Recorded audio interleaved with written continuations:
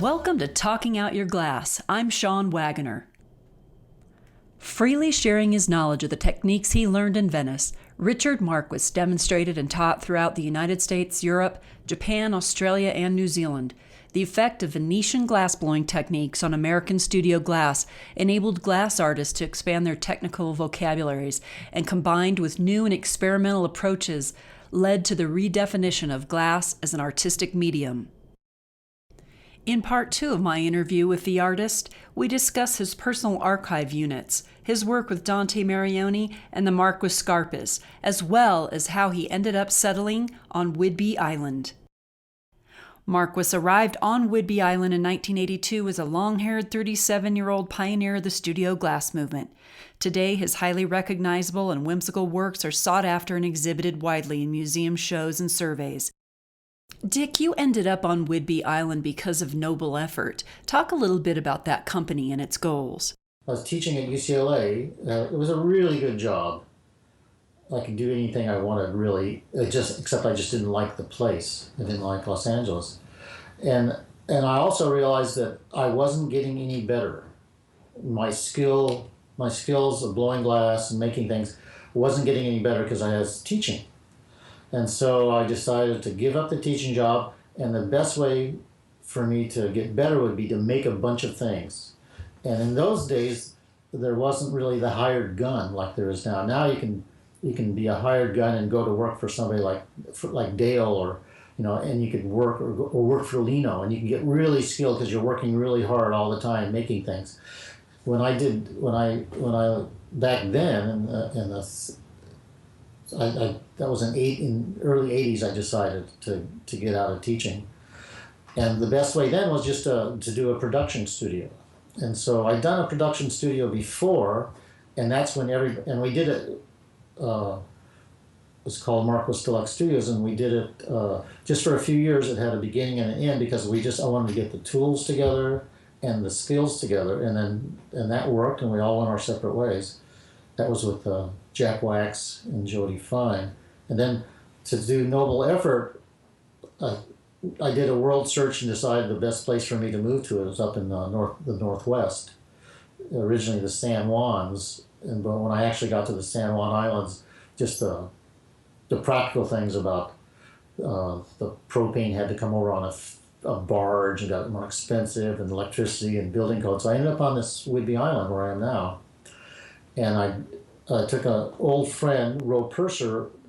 He and I, as partners, did Noble Effort, and the idea was to get better, just to make things, And while we were making things, we would sell things, and that would enable us to make other things and get better and better. So that's what Noble Effort was, and it had a certain life too.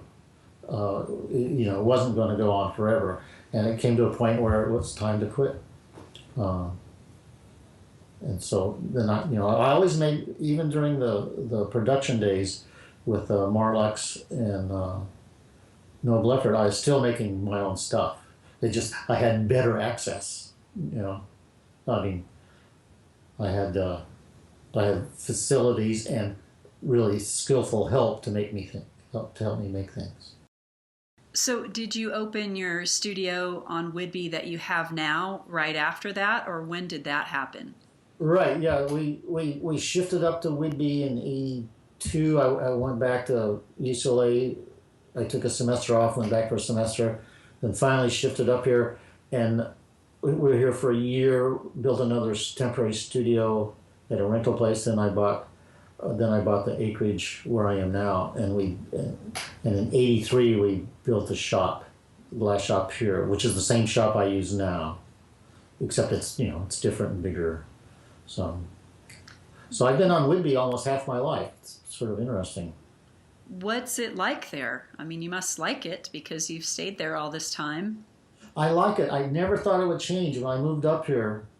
It's about 45 minutes north of Seattle on the freeway, then a short half-hour ferry ride. And when I came here, I thought it would never change. There wasn't even a traffic signal or anything on the island. As far as I could tell, everybody made their living by selling firewood to each other. So I thought this is just way backwater. It'll never change. I didn't count on the internet. Uh, I didn't count on people willing to commute so much. Now the place is just so different. Now there's shopping centers, nice restaurants and things like that.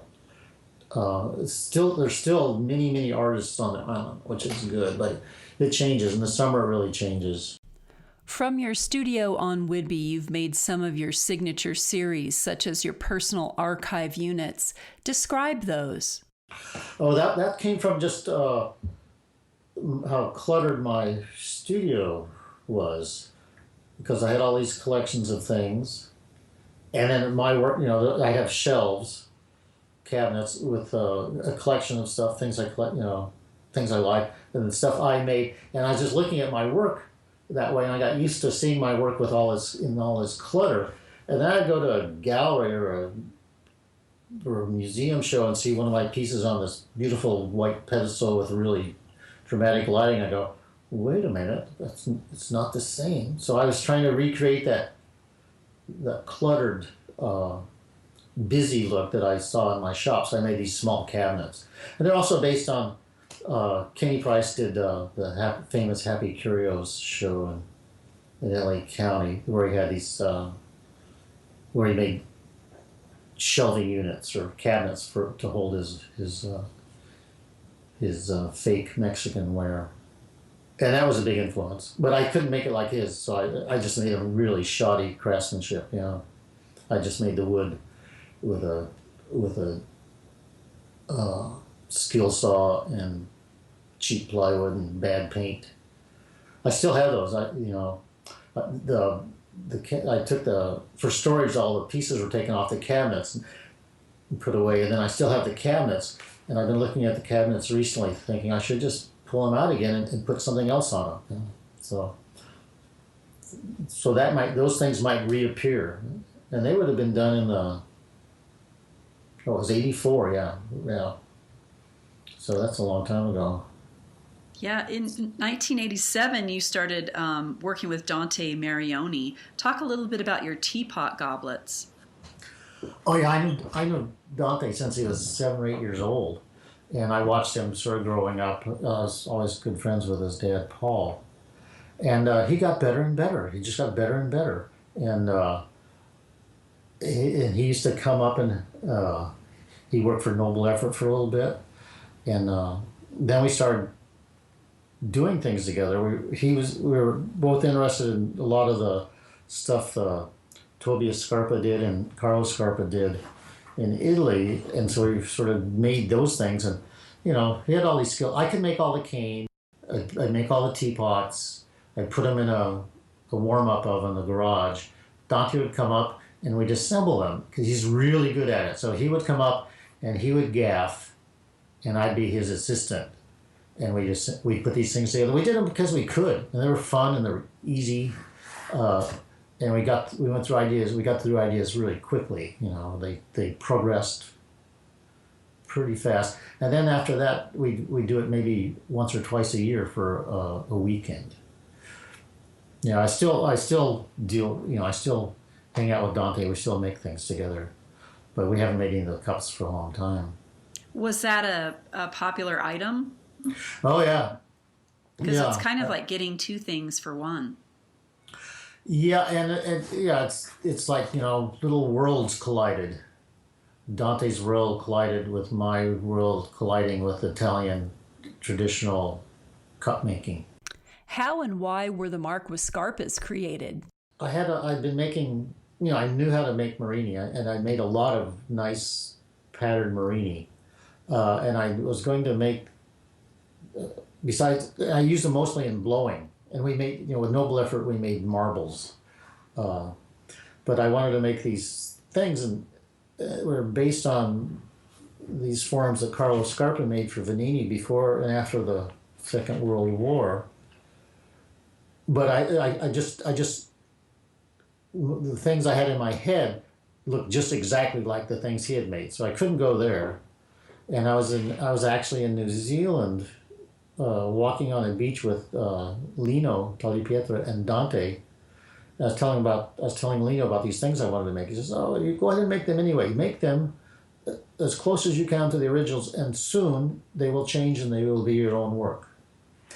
And he said I should call them Marquiscarpas for my name and Carlos Scarpa's name. That's how the name came, and that's how I sort of got permission from an Italian maestro to go there. And that's how that happened. And they did. They changed really fast, and they don't look, people who are in the know can see where they came from, but they're pretty much just my work. And they're not humorous.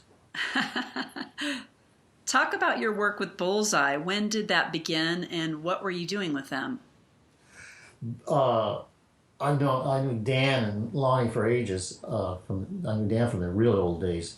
Anyway, they saw a show of mine that had the Scarpas in them, and they heard about me talking about it. I was having all these compatibility problems because I was dealing with imported German color rods and making a lot of colors myself, trying to make them compatible. Anyway, just the whole chemistry thing was difficult, and they said we should get Dick to come and do it with Bullseye. And so that's what happened. They got me down and said, here you go, buddy, access to the whole McGillicuddy, the whole thing.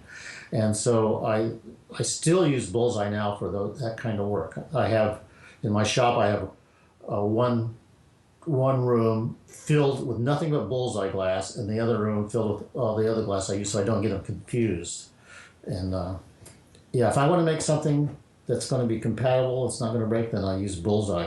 It's a difficult glass to blow with, so when I do blown things, I usually use a different glass. But for all the Scarpa things and all that slab work I did, those razzle-dazzle patterns and all that, that's all Bullseye. And it's pretty impressive how Dan and Lonnie have kept their act together for so long and so well. I owe them a lot. Describe your silhouette murrine pieces. They're sort of based on mid-19th century French paperweights, and there's lots of ways to make a silhouette. So if you want to do a cat, what they did in the factories, because they wanted to make a lot of them, they would make a positive, and then they would then make a mold, like a bronze mold that you get a hot glob of glass in and jam it in there, and you come out and you got a cat. And that's all well and good. I knew I was never going to make that many of something, so instead I made positives out of rubber. First positive I'd cut out something on the bandsaw. It'd be like a 4-inch high silhouette with a 2 or 3 inch diameter, and then I'd make a rubber positive. Then I'd use that and use the rubber positive to cast refractory around it, and then I'd pull the positive out, and then I'd heat up the mold and fill it full of molten glass, and that'd be my silhouette. And that would be cleaned up. It'd be annealed and cleaned, and then picked up again, heated up. All the outside color would be laid on hot and then stretched out. Later on, I made it even more simple. I just cast solid blocks of usually a enamel white or a Opalo Dura white, and I would just cut that out on a diamond bandsaw. So it was just so direct. That way I eliminated bubbles and things like that. And then I'd cut this thing out on a bandsaw. It would take a long time. And then I'd heat it up, pick it up, put the colors on the outside, and stretch it out. I investigated through Paul Stankert. I investigated the vacuum casting the way they do paperweights, where they put something down like a flower or something, and then put the glass around it and just suck all the air out. And I tried that, but it worked like maybe half the time, and it wasn't worth it from all the time I'd spent on the bandsaw. So I went back to the old way of just somebody bringing me color and laboriously laying all the colors on, and then heating up, stretching it out. We'll return to part 2 of our conversation with Dick Marquis in just a moment. For Talking Out Your Glass questions or comments, email editor@glassartmagazine.com. We want to thank Richard Marquis for letting us use a detail of his razzle-dazzle boats on our Talking Out Your Glass podcast cover artwork. To win a free t-shirt featuring the artwork, rate or review Talking Out Your Glass podcast on iTunes or Stitcher. You'll be entered into a random drawing, and this awesome t-shirt will be headed your way. See Glass Art's May June 2016 issue for the accompanying article on Richard Marquis and his contributions to the studio glass movement. Go to www.glassartmagazine.com. And now back to our conversation with Dick Marquis. Some point in the 1990s, you decided to take a year and a half off from making any objects. What did you do during that period, and what did the break bring to you?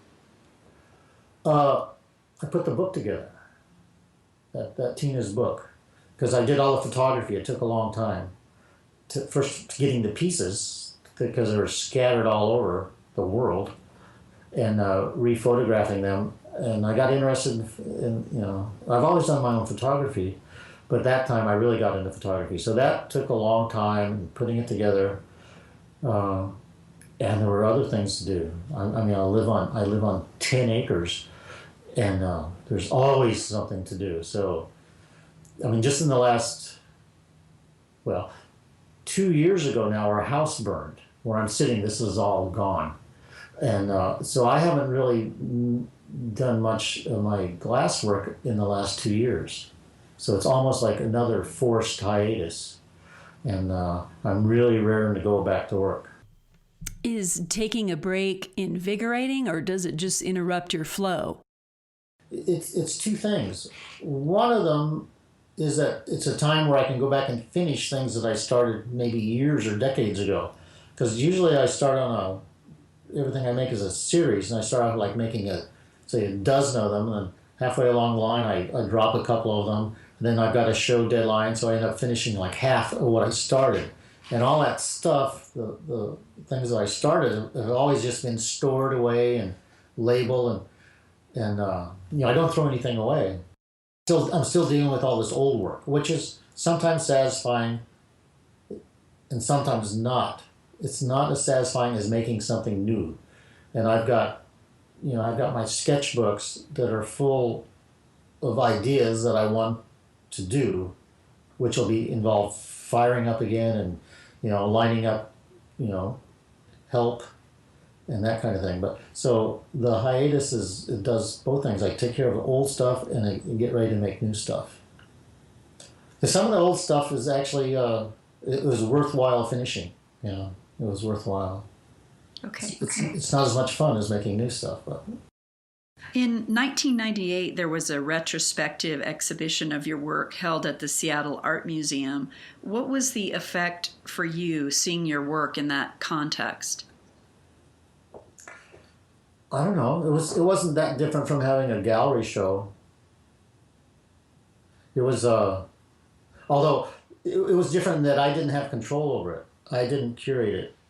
Whereas usually when I have a gallery show, I get to put, it's me that puts the show together. So that was different. So it was interesting. I don't know. It was just something that happened. It's a couple of years now ago. I had a show at Corning. I had a retrospective thing, but it was just the stuff they owned, which is odd. But it was still 40 pieces, so it was a pretty good sized exhibition. But it's also, I don't know, I don't feel directly involved. It's because I didn't set it up. I didn't pick the pieces. I didn't lay them out. I don't know, just sort of remove. But you sort of get used to that. After a while, your work, your own work, doesn't belong to you, and it belongs to other people and museums, and they pretty much can do what they want with it. So I don't know how it affected me. It was nice.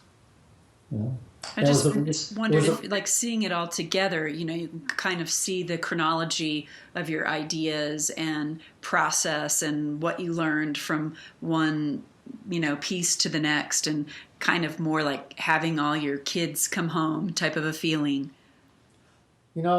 I went to the opening because I gave a lecture, and I never went back. So I never looked at the show by myself. I never. When I was there, it was crowded with people, and I never went back and looked at the show. I don't know why. It didn't seem. It didn't seem. It's not that I didn't like the show. It didn't seem important. It didn't seem important. You know, it was already history. You've won, pretty much every award that's out there. And I'm just wondering if when you began in glass, if you imagined that people would love and respect your work in the way they do today. I don't know. I got a lot of recognition really early. I was just, I was blowing glass for a year, and I was pretty good, especially considering everything. So I got recognition really early. I was in the National Toledo Glass National in '66, which is a long time ago. But so I've always been in the spotlight in some way, but I've also always hidden from it.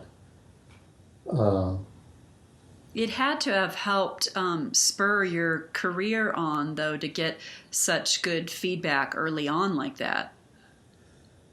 Yeah, it did. Yeah, no, I got way more than my share of grants. Talk about some of your other series, like your potato boxes, chemistry sets, and slab constructions. The potato boxes and the chemistry sets are just from also collecting things. And it ends up that anything lined up in a box looks good, And the French artist Armand used to put things in boxes and stuff, and I always admired them.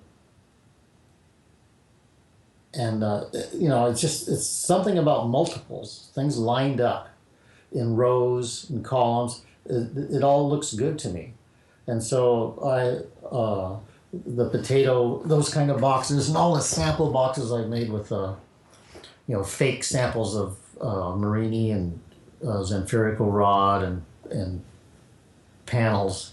That all comes from just a love of seeing multiples of things. The slab construction came about, which I'm still involved in, came about because I could do it. I figured out this process pretty much like ceramic making slabs, where you lay out, you roll out slabs of clay, then you can cut them up and assemble them.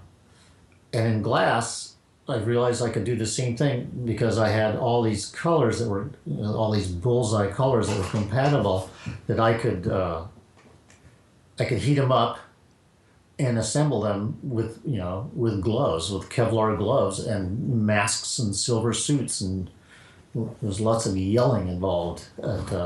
It was something that I could do, and it's still fairly limited on the shapes, but from making the Scarpas is where I had made all the equipment to go in and out of the glory hole to heat these things up to make them, and it wasn't that big a step before I made some other apparatus to make things, fold them up into molds and get them hot and stuff, and then the razzle dazzles came almost right away.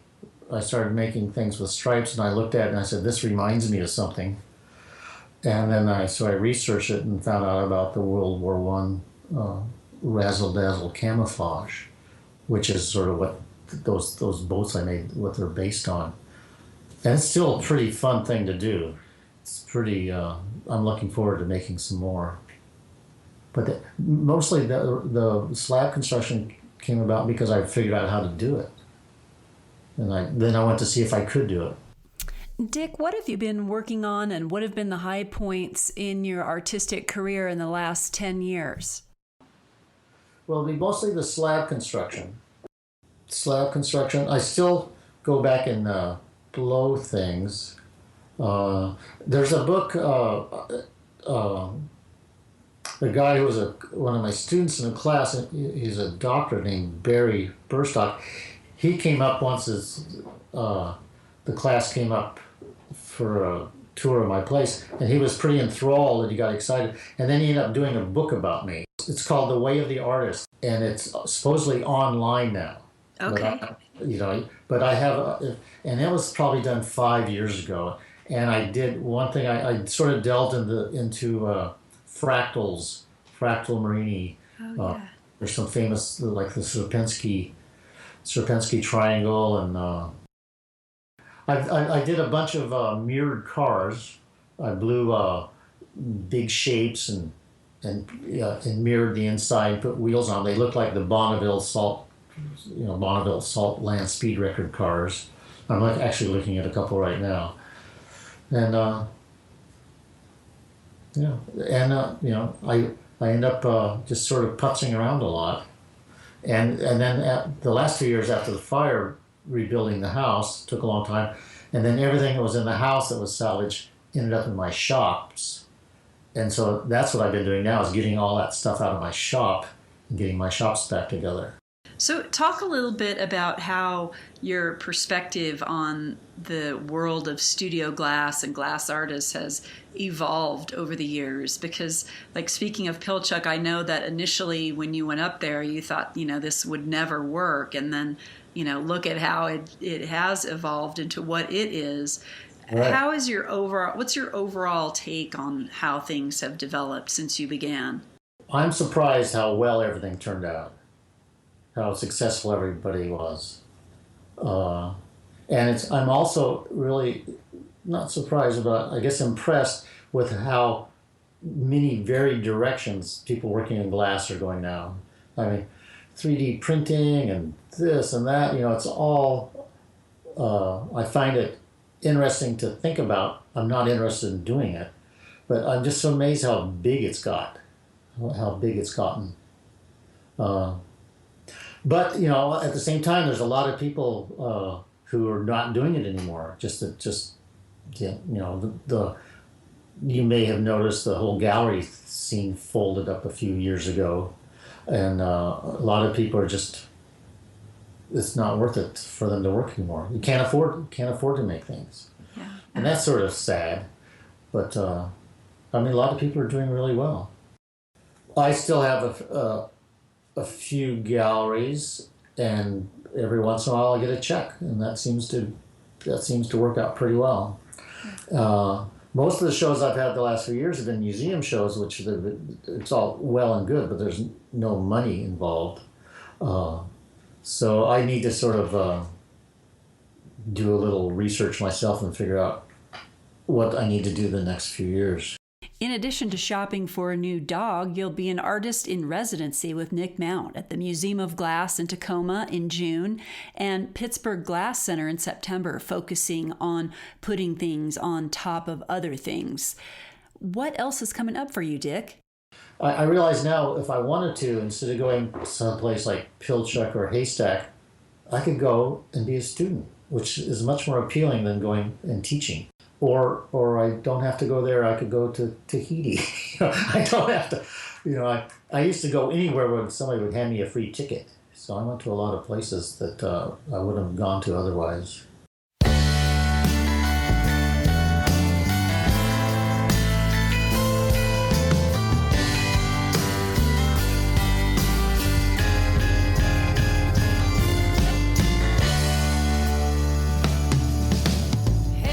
Thanks for tuning in to this episode of Talking Out Your Glass. Follow us on Facebook, Pinterest, Instagram, Tumblr, and Twitter. For questions or comments, email me at editor@glassartmagazine.com. For back issues and more information, go to our website, www.glassartmagazine.com. Till next time, stay glassy.